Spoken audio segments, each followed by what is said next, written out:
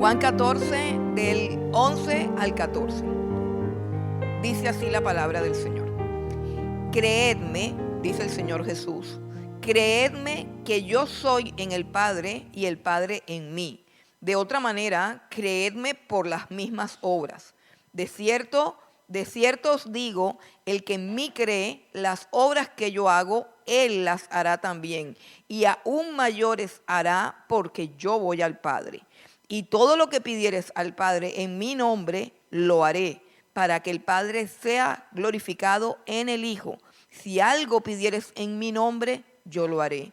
En este momento del que estamos leyendo aquí, Jesús sabe perfectamente que le queda poco tiempo. Judas se ha ido para entregarlo ya. Judas estaba ahí cenando con ellos. Jesús dijo, conmovido, dice la palabra de Dios, conmovido en su espíritu, dijo, de cierto os digo, uno de ustedes me va a entregar. Ellos comenzaron a mirarse las caras. Juan, el más cercano en ese momento al Señor Jesús, recostándose en él, le preguntó, ¿quién es el que te va a entregar? Y Jesús dijo, aquel a quien yo dé este pan mojado. Tomó un pan, lo mojó, se lo entregó a Judas. Y la Biblia relata que en el instante mismo en que el bocado de pan entró en su boca, también entró el diablo dentro de su alma y salió corriendo a entregar al Señor Jesús. De tal manera que ahí, en ese punto, comienza el momento más difícil, el momento más complejo, el momento más duro y crítico para el Señor Jesucristo, pero también el momento más trascendental en la historia de la humanidad. Y estando Jesús a las puertas de ese momento tan difícil, lo que relata el Evangelio de Juan es que sabiendo que ya había llegado ese tiempo, como había amado a los suyos, los amó hasta el fin. De tal manera que todos estos discursos de Jesús son una expresión de la inmensidad, de la profundidad, de la eficacia y del poder de su amor para con nosotros. De tal manera que es supremamente importante estas palabras del Señor Jesucristo que lleguen a nuestras vidas, que lleguen a nuestros corazones. Los discípulos que están ahí, los 11 discípulos que quedaron, ellos no se alcanzan a imaginar el momento tan trascendental, no se alcanzan a imaginar que ellos serían parte de algo tan grande, tan glorioso y tan poderoso como la fundación de la Iglesia del Señor Jesucristo, frente a la cual ni el infierno mismo puede contra ella. Y nosotros hoy estamos aquí de pie predicando esta palabra y congregándonos en el nombre del Señor Jesucristo, porque aquellos 11 hombres decidieron escuchar a Jesús y decidieron creer en Él. Y todo lo que se habló en esa noche marcó para siempre la vida de estos discípulos y debe marcar para siempre la vida de todo el que está aquí escuchando esas palabras. Tú no debes salir de aquí de la misma manera, porque todo aquel que escucha la voz de Dios y es de Dios es transformado por el poder de Dios y por el poder de su palabra. Jesús está hablando aquí de esa íntima y única relación que Él tiene con el Padre. Las frases que conocemos de Jesús en este momento son: el Padre y yo uno somos. El que me ha visto a mí, dice Jesús a Felipe, el que me ha visto a mí ha visto al Padre. Ese es el tema central y fuerte de esta conversación que se está dando aquí, y por eso Jesús hace un llamado a creer. Yo estoy segura que todo el que está sentado aquí cree en Jesús. El problema es que no todo el que está sentado aquí le cree a Jesús. Porque yo escucho a las personas que dicen, yo sí creo en Jesús, y yo pregunto, ¿y quién es Jesús para ti? Y ellos tienen su propia versión, una versión completamente alejada de lo que el Señor Jesús dice que Él es. Es como si tú dijeras que me conoces a mí, pero tú tienes tu propia versión acerca de quién soy yo y jamás me has escuchado a mí decirte quién soy yo. Tú dices algo de mí, pero nunca me has preguntado a mí si algo me gusta o si algo no me gusta. La mayoría de las personas que dicen creer en Jesús no le creen a Jesús. Y ese es el problema. No le creen a Jesús. Así que la pregunta que yo te hago en esta mañana es: ¿tú le has creído a Jesús? Comenzando por ahí, la primera cosa que debes saber es: ¿tú has escuchado las palabras de Jesús? Es el primer cuestionamiento de Jesús. De pronto tú has escuchado un sinnúmero de predicadores y estamos a expensas de eso. Por eso esta iglesia en particular, que Dios ha fundado por su misericordia y que nos ha puesto aquí por su misericordia, por eso esta iglesia se llama Escuela de Formación Bíblica. Lo que se espera, lo que se anhela, lo que yo deseo con todas las fuerzas de mi ser es que en tus benditas manos haya un día una Biblia abierta y tus ojos bien abiertos, posados en la Escritura, para que conozcas la verdad y la verdad te haga libre, y que no la conozcas de ningún hombre, sino que esta palabra, que es viva y eficaz, salte a tu corazón y transforme tu vida. Pero si me miras a mí no vas a ver nada del otro mundo. Si me escuchas a mí no vas a escuchar nada del otro mundo. Pero yo estoy aquí para hablarte las palabras que están escritas aquí, que esas sí son vida y son verdad. Y son palabras de vida eterna. Por eso yo quiero invitarte a ti que te han invitado a esta reunión, que te han invitado a sentarte, que te han invitado a escuchar. Yo te invito a que compres una Biblia. Yo te invito a que abras una Biblia. Yo te reto a que tú escuches este mensaje y tú vayas a tu casa y abras la Biblia y tú mismo o tú misma verifiques si lo que estamos diciendo aquí realmente lo dijo Jesús o no. Realmente fue eso lo que dijo Jesús. Y aquí está Jesús hablando con sus 11 discípulos. Y lo primero que Jesús le dice es: creedme, que significa créanme, créanme. Han pasado 3 años y lo han visto caminar por las aguas, lo han visto sanar enfermos, lo han visto resucitar muertos, lo han visto detener tormentas, lo han visto libertar a los endemoniados, han visto la gloria de Dios. Jesús les está diciendo: por favor, créanme que el Padre y yo somos uno. Por favor, créanme que yo estoy en el Padre y que el Padre está en mí. Y si no me pueden creer por mis palabras, estoy haciendo una paráfrasis del primer versículo para que ustedes se den cuenta que la Biblia es supremamente simple y sencilla y que solamente hay unas cosas difíciles de entender que no son relevantes para el mensaje que Dios nos quiere enviar. Dice el Señor Jesús: creedme. Creedme. En el versículo número 11 dice: creedme. Yo quiero que le pongas un resaltador abajo, que le pongas un muñequito, que le pongas un paréntesis. Jesús te está diciendo: créeme, créeme lo que te estoy diciendo. Hay algo esencial acerca de Jesús que tú tienes que creer.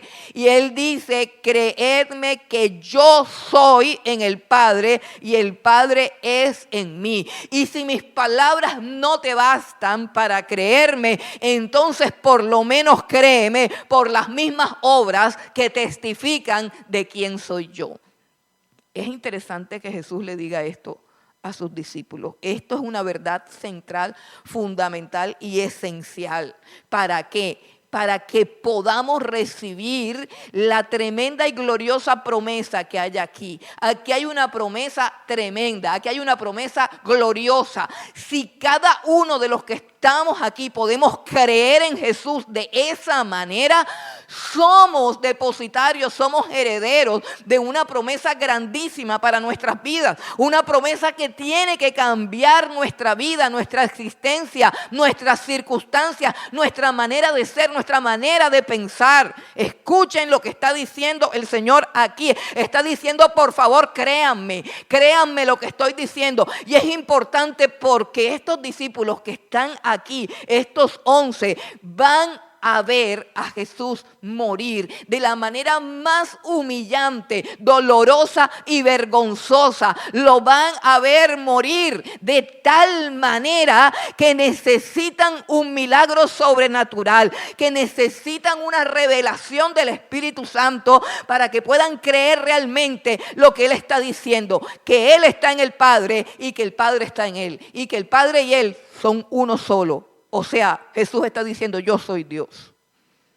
El que me ha visto a mí está viendo a Dios, aunque soy un hombre humilde que está siendo traicionado por un hombre. Y todo este pasaje está enmarcado en la humanidad pecadora, en la humanidad decepcionante de los hombres que Él vino a salvar. Por un lado está la traición de Judas y por otro lado está la negación de Pedro. Y esas dos cosas Él las sabe, pero también sabe quién es Él. Y por eso Él dice, el problema no es las traiciones y las negaciones. El problema no son las fallas humanas. El problema es que ustedes de verdad crean que yo soy el que digo que soy.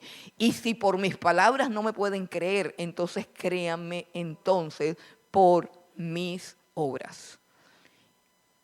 Y si tú puedes creer hoy eso, porque es lo que Dios te está diciendo. Yo no sé qué concepto tienes de Jesús, si te enseñaron que era un profeta, si te enseñaron que era un mago, si te enseñaron que era el hombre más bueno de la tierra, si te enseñaron que era un ángel exaltado, si te enseñaron, yo no sé qué te habrán enseñado. Pero aquí lo que Jesús dice es, yo y el Padre somos uno. Esa es la gran diferencia con Buda, con Mahoma, con el Dalai Lama pervertido y corrupto y con todo líder religioso que haya. Todos esos son hombres mortales que se los han de comer los gusanos o que ya se los comieron los gusanos. Pero el Señor Jesucristo vive y reina con poder, está sentado a la diestra de Dios y pronto viene, y por eso este mundo está en caos, porque el Rey de Gloria está por venir y viene por los suyos. Viene por lo suyo y por eso está llamando gente para que seas suya.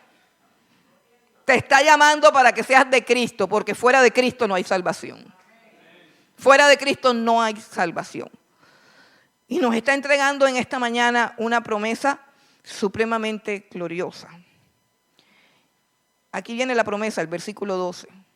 De cierto os digo. Esa es una cláusula que habla de algo que es absoluto, algo que es infalible. Cuando Él dice de cierto os digo, está afirmando con el sello de su carácter veraz algo que Él garantiza que será, que es y que de ninguna manera puede fallar. De cierto os digo. La Biblia dice que Dios es veraz y que todo hombre es mentiroso. Pero Cristo, que dice yo soy el camino, yo soy la verdad y yo soy la vida, nos está diciendo creedme. Y luego el versículo 12 dice de cierto les digo. Aquí viene el asunto. El que en mí cree, las obras que yo hago, Él las hará también. Y aún mayores hará, porque yo voy al Padre. Repito, porque yo creo que ustedes eso no lo creen. Por la manera como vivimos, por la manera como reaccionamos, a mí me da la sensación de que en eso no creen. De cierto os digo, el que en mí cree, las obras que yo hago, Él las hará también y aún mayores hará, porque yo voy al Padre. La fe que Jesús está pidiendo no es ningún poder, no es ningún poder. La fe no es ningún poder, pero sí es un canal a través del cual fluye el poder. Por eso Jesús dice, creedme. En mí está el poder. En mí está todo lo que tú necesitas. Pero el canal para que eso pueda fluir en ti es que tú creas en lo que yo digo. Que tú creas en lo que yo soy, que tú creas en lo que yo hago, que tú creas en lo que yo prometo. Esa es la demanda de Jesús. Mire, eso está por encima de cualquier cosa que Jesús nos pide. Cualquier cosa que Jesús nos pide es pequeña cuando Él nos pide esto. Cuando Él nos pide esto. Lo que Él nos está pidiendo es algo grande, es algo glorioso, es algo que escapa nuestro razonamiento. Entonces, vamos por parte. ¿Cuáles son esas obras? Según lo que está diciendo aquí Jesús, leo de nuevo: de cierto os digo, el que en mí cree, las obras que yo hago, Él las hará también, y aún mayores hará, porque yo voy al Padre. No vamos a entrar todavía en el problema, en el conflicto tan grande de este versículo, sino que vamos solamente a razonar a partir de él, entendiendo algo, que Jesús está diciendo que todo el que cree va a hacer las mismas obras que Él hizo y aún mayores. No está diciendo que esa sea una condición, está diciendo que esa será una consecuencia. ¿Sí entienden? La condición es creer y la consecuencia es que la persona hará esas obras y hará aún obras mayores que la que Jesús hizo. Eso es una bomba. Eso es una bomba. Yo imagino que ustedes están pensando, ¿cómo va a hacer esta señora con eso? Si yo no supiera cómo voy a hacer, no estuviera aquí de pie. Si Dios no me hubiera convencido primero a mí, no estuviera aquí, hermano, no estuviera aquí. Aquí lo que Jesús está diciendo es que el que cree en Él hace las obras de Él. De tal manera que si no hace las obras de Él es porque no ha creído en Él. ¿Sí? Ya vamos por partes, ¿cierto? Ya la primera parte ya está complicada. El que cree en mí, y no es que él estaba emocionado, él dijo, de cierto les digo, todo el que cree en mí, las obras que yo hago las va a hacer y aún mayores que las va a hacer. Está diciendo, lo de ustedes es que creer. Y si ustedes creen en mí, como yo digo, me creen a mí, creen lo que yo digo, entonces harán mis mismas obras y es más, harán obras más grandes que las que yo he hecho. Esa es el sello de la fe. Lo que autentica la fe son las obras que hacemos. De hecho, cuando el apóstol Pablo habla de nuestra salvación, dice que somos hechura suya, creados en Cristo Jesús para buenas obras, las cuales Él planeó de antemano para que anduviésemos en ellas. O sea, todo está escrito.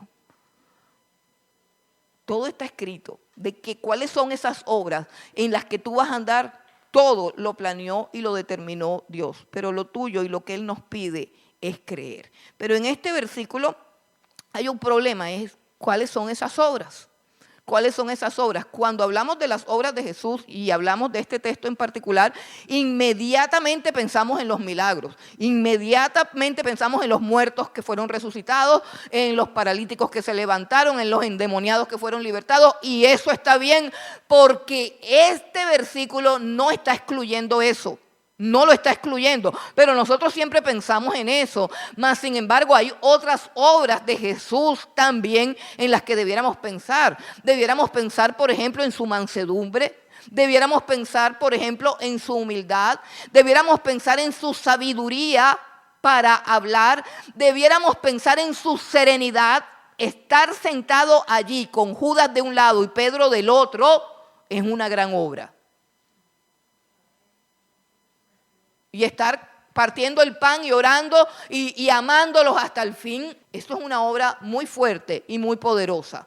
En eso también tenemos que pensar, no solamente en los milagros, no solamente en los prodigios, no solamente en las señales, pero repito, aquí no están excluyendo los milagros. Aquí están diciendo Jesús las obras que yo hago, es decir, todo lo que yo hago, toda la vida de Jesús, con todas sus obras, con todos sus aciertos, con todos sus logros, pero también con sus virtudes, también con ese derroche de amor, de paciencia, de humildad, de sabiduría, de misericordia, de clemencia. Todo eso disponible para nosotros. Con la única condición es creer creerle a Él. No es creer en cualquier cosa. No es creer en cualquier cosa. No es que te comas tú un sistema de un credo, de una organización. No. Cómete las palabras de Jesús. Enfócate en Jesús. Olvídate de tu organización y de tu institución. Olvídate de eso. Te estoy hablando de Jesús. La pregunta más grande que te puedes hacer en tu vida es ¿quién es Jesús? Y tu salvación depende de la respuesta que tú puedas dar. Y la respuesta que tú puedas dar es correcta si te la revela el mismo Padre de Jesús. Bueno, hermanos, ahora sí vamos a entrar al asunto. El Señor Jesús dice que haremos obras más grandes. Vamos por lo peor primero. Haremos obras más grandes si creemos en que Jesús es quien dice que es. Haremos obras más grandes. ¿Qué cosa puede ser más grande que resucitar un muerto?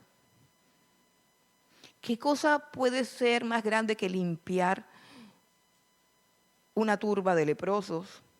¿Qué cosa puede ser más grande de levantar a un paralítico que tiene 38 años postrado? ¿Qué cosa puede ser más grande que eso? ¿Habrá algo más grande? Y ahí es donde chocamos. ¿Qué quiso decir Jesús con que haremos cosas más grandes? Y la evidencia es que Él no podía estar refiriéndose a estas cosas, porque yo jamás he resucitado un muerto y jamás he levantado un paralítico. Pero yo sí creo que Él es en el Padre y que el Padre es en Él. Entonces, ¿cuáles son las cosas grandes? Es que el asunto es que cuando Jesús habla, hay que entender cómo habla, cómo piensa dentro de la revelación que Él hace de su mismo carácter, de su misma persona. Porque nosotros pensamos que resucitar un muerto, lo único más grande es resucitar 3 muertos al mismo tiempo. O sea, nosotros tenemos una calificación de la grandeza de las obras. El problema es que en la mente de Jesús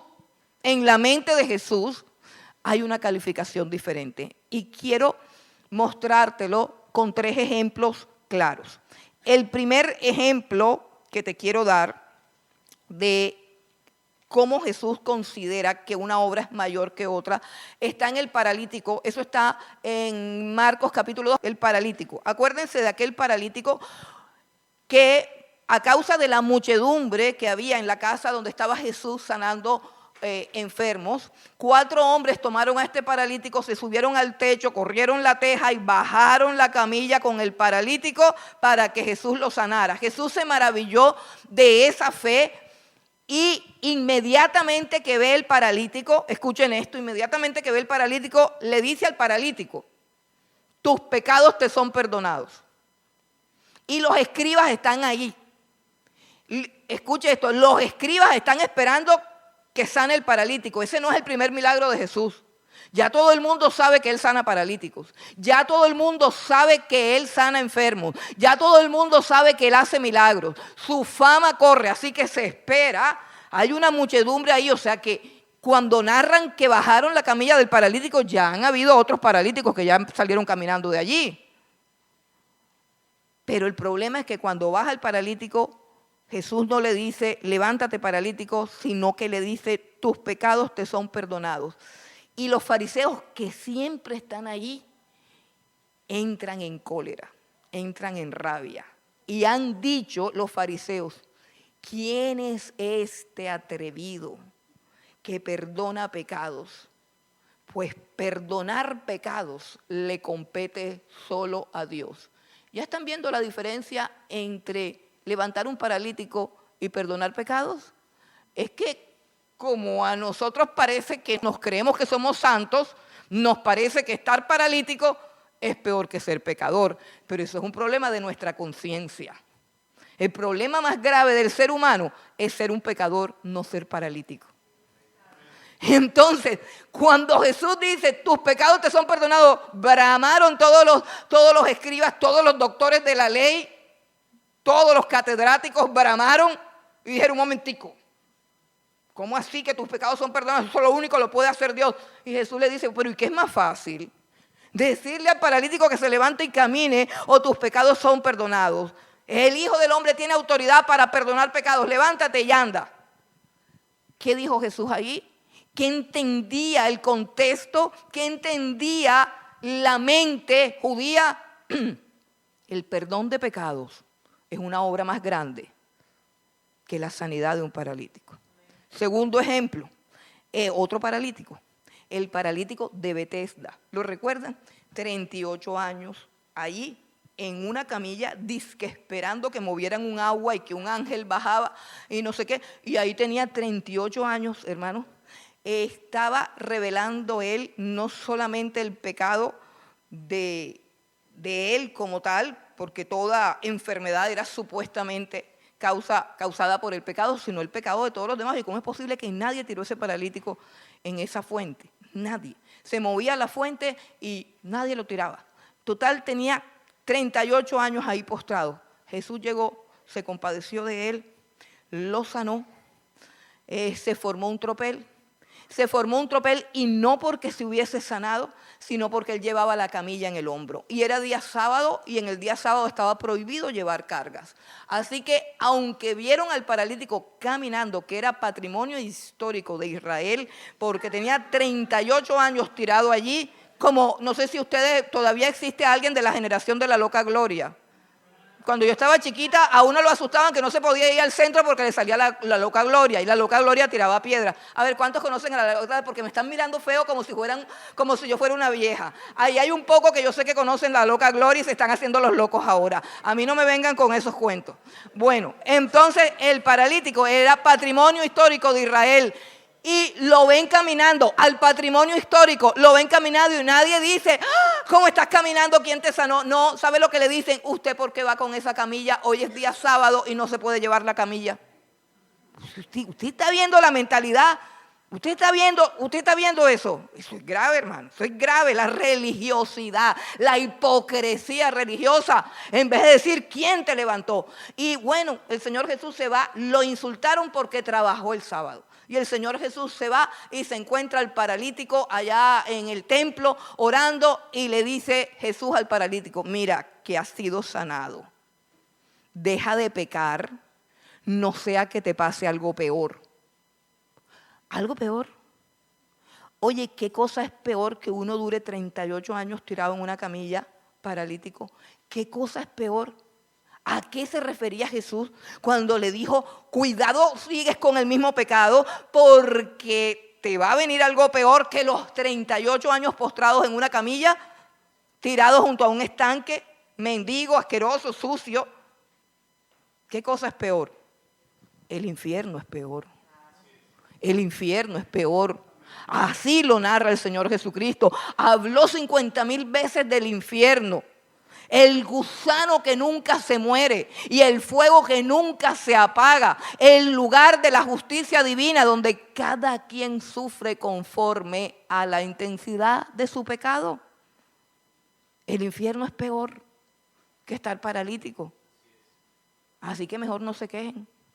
No se quejen ni del calor, no se quejen ni de la artritis, no se quejen de nada, porque siempre hay algo peor. El infierno es peor.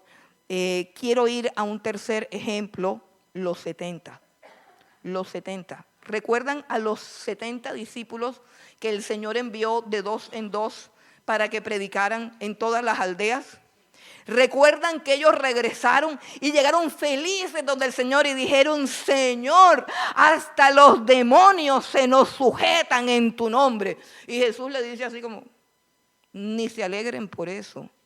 Alégrense más bien porque sus nombres estén escritos en los cielos. ¿Qué está diciendo Jesús? Ser salvo es más grande que reprender un demonio. Ser salvo, obtener la vida eterna, obtener el perdón de pecado, obtener la salvación divina y el acceso al trono de Dios es mucho más grande que reprender un demonio y que se vaya. Y esto es tan claro que Jesús dice, en los últimos días vendrán muchos y me dirán, Señor, en tu nombre sanamos enfermos. Señor, en tu nombre hicimos muchos milagros. Señor, en tu nombre expulsamos demonios. Y yo les diré, apártense de mí, no los conozco, hacedores de maldad. Hay algo más grande que espantar demonios. Hay algo más grande que sanar enfermos. Hay algo más grande que hacer milagros, y es conocer al Señor Jesucristo, porque en Él está la vida eterna. Y ninguno de los dones garantiza la salvación. La salvación está garantizada por Jesucristo, por su sangre y por su cruz. Así que es más grande ser perdonado que tener autoridad sobre los demonios. Es más grande librar a un alma del infierno eterno que levantar a un paralítico. Es más grande la salvación. Hermano, todas estas obras para Jesús son pequeñas, porque lo físico es menor a lo espiritual. Lo espiritual es mayor que lo físico. Lo eterno es mayor que lo temporal. ¿Dónde está el paralítico de Betesda? Pues se murió. ¿Y dónde está el otro? También se murió. ¿Dónde están? Se lo comieron los gusanos. ¿Dónde está Lázaro que resucitó? Se volvió a morir. Se volvió a morir. Esa no es una obra grande. La obra grande, mucho más grande de la iglesia, es la predicación del evangelio y la salvación de los pecadores. Que a través del evangelio un alma pueda pasar de muerte a vida. Que a través del evangelio una persona perversa pueda ser convertida en una persona íntegra y de calidad. La cosa más grande que podemos hacer es que millares y millares de almas se arrepientan de sus pecados y alcancen el perdón y la vida eterna. Y fue eso así, sí fue así. Hicieron ellos obras más grandes que Jesús, porque a la gente le da miedo hablar de estas cosas. Los discípulos hicieron cosas más grandes que Jesús, sí. Lea el libro de Hechos. Comenzó Pedro a predicar, y no precisamente de prosperidad, no precisamente de bienestar. Léase el sermoncito de Pedro, que termina diciendo: ustedes mataron al justo, ustedes mataron al autor de la vida, pero Dios lo levantó de los muertos y lo ha hecho Señor y Rey de toda la creación. Y la Biblia dice que 3,000 personas compungidas de corazón le dijeron a Pedro: ¿qué podemos hacer?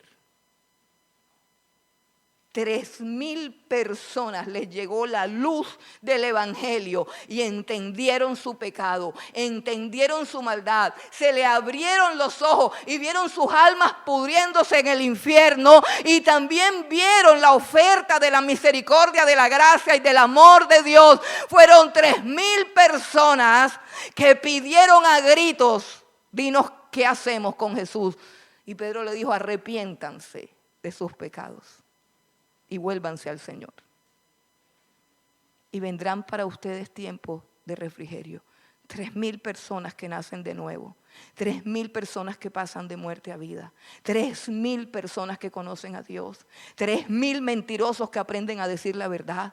3,000 adúlteros que aprenden a ser fieles. 3,000 hipócritas que se quitan la máscara. 3,000 ladrones que se convierten en gente que da. Eso es más grande que sanar un enfermo.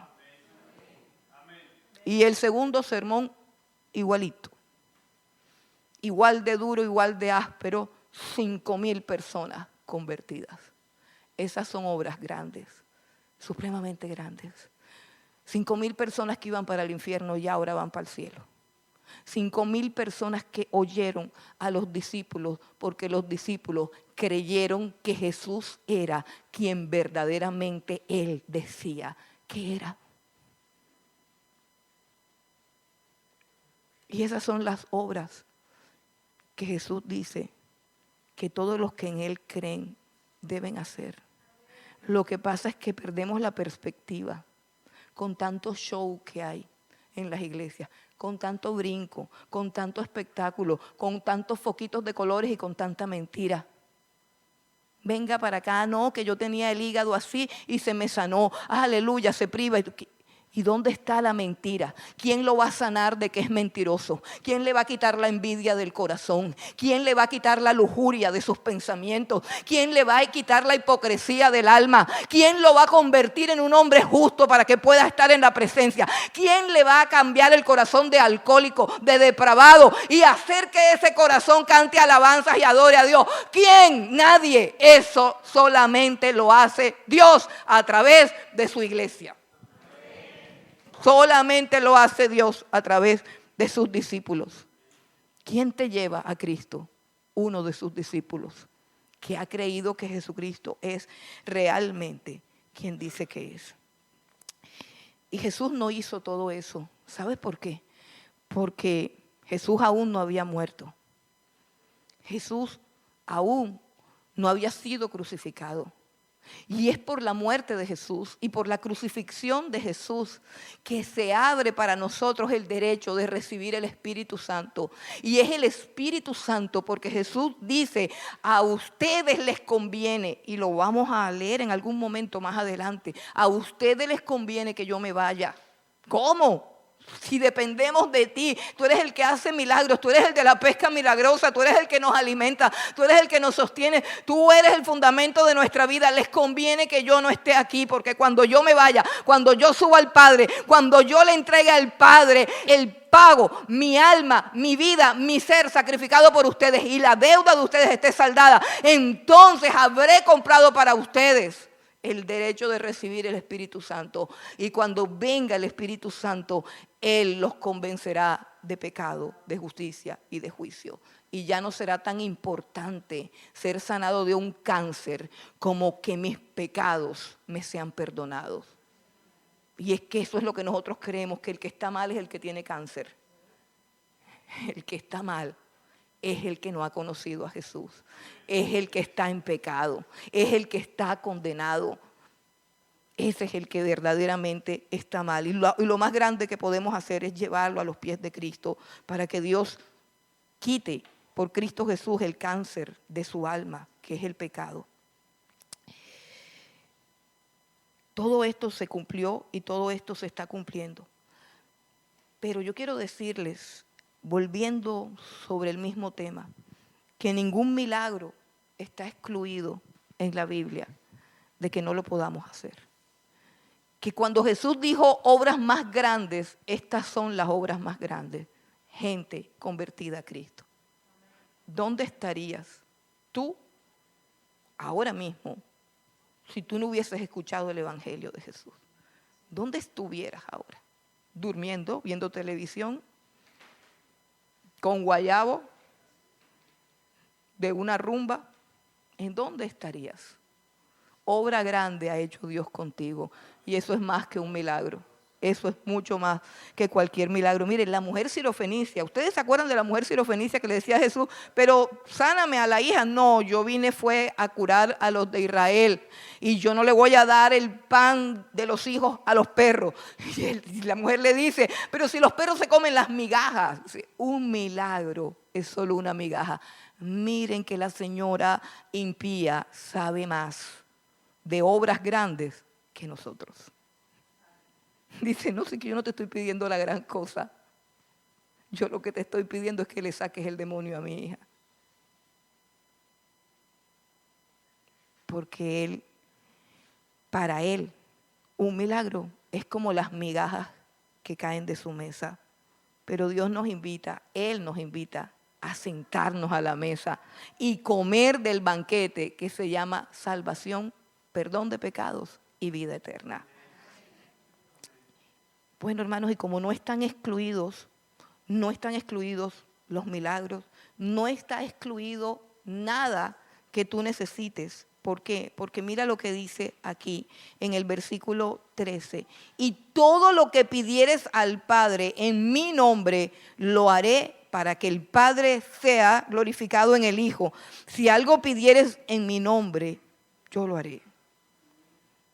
Y aquí ya no hay ningún tipo de clasificación. Aquí no hay ningún tipo de limitación. Aquí lo que hay es propósito. Escucha, yo no sé qué es lo que tú quieres pedirle a Dios, si le has pedido algo y no te lo ha concedido, o si hay cosas que para ti son muy grandes y ni siquiera las quieres pedir. Hermano, hay gente que vive, yo no soy de la doctrina de la prosperidad, yo no creo que eso tenga que predicarse en el púlpito, pero yo sí creo que hay gente que vive en pobreza porque no tiene fe. No tiene fe ni para ir a buscar trabajo. No tiene fe ni para trabajar. No tiene fe ni para diezmar. No tiene fe ni para ofrendar. No tiene fe ni para pagar. No tiene fe ni para administrar. Viven en pobreza, hermano. Viven en pobreza. Su vida es un círculo vicioso de deudas. Deudas, deudas, deudas. Yo creo que este pasaje debe terminar con eso. Porque aquí no se excluye nada, hermano. No se excluye nada. Aquí no se excluye ni tu salud, ni tu vida laboral, ni tu vida económica. No hay nada excluido aquí. Cuando Jesús predicaba y se hacía tarde, Él alimentaba a las 5,000 familias que había ahí. O sea, Jesús no es de lo que tú vienes y me escuchas, tú vienes y oras, tú vienes y cantas, pero a mí no me importa cuántos recibos vencidos tienes. A mí no me importa si tú escasamente sobrevives con un miserable sueldo. Hombre, tenemos momentos de escasez, pasamos por desierto. En el desierto hay maná, en el desierto hay agua, en el desierto los zapatos no se me gastan, la ropa no se me acaba, pero el desierto es temporal. Temporal. Y si tú quieres salir del desierto, tú lo único que tienes que hacer es tener una vida de fe. Y una vida de fe es una vida que ora. Tú no puedes decir que eres una persona de fe si no oras. Olvídate. Tú no puedes decir que Jesucristo es Dios. Tú no puedes decir que Jesucristo está en Dios. Tú no puedes decir que Jesucristo es verdadero. Y Él te dice, pídeme lo que quieras. Y tú no pides nada porque tú no crees. Eso no existe. Eso es absurdo. Es absurdo.